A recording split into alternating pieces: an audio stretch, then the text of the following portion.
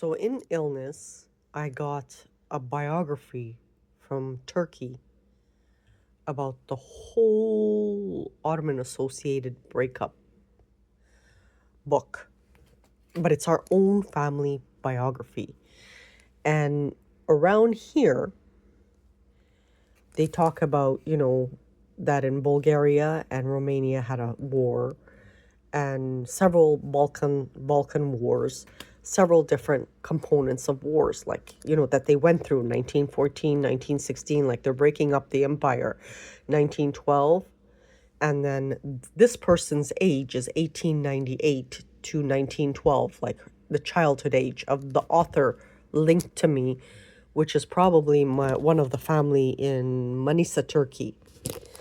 The problem is right around here, 1916, where they're fighting in Bulgaria, is where they picked up my grandfather to fight against Romania. And I think what they were trying to tell me is, like, no one's interested in history. The thing with Hanna is, it's not just history. Because, who gives a shit in 1914 who fought Romania against Bulgaria? Who gives a crap? The problem is, it's how Hanna works it and how Hanna puts art into it and how Hanna brings it to life. And it's not just World War I and World War II. It's pagan history. So it's really interesting because it's all novel information. But these things, like one word, which is where one part of my family's from, which is Selanik. For the Greeks, it's Selanika, Uskup. This word already is a journal. Now, for you may not be interested in it.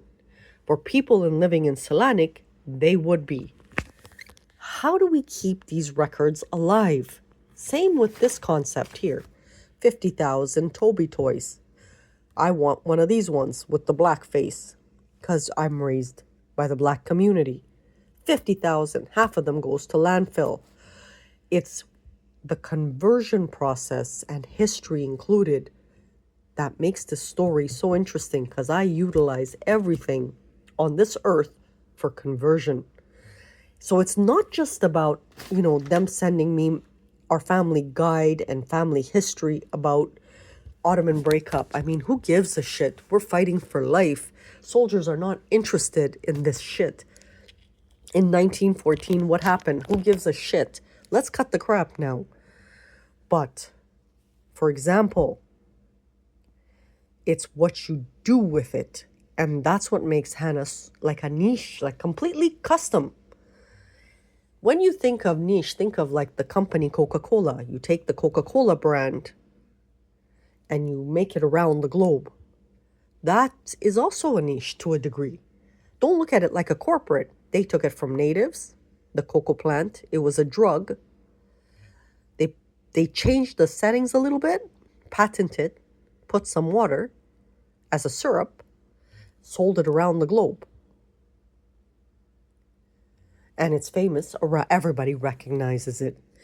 So, in saying that, you may not be interested in history, but it's what Prophet Hanna does with it. And when I did the e-commerce site, there was thousands looking at it.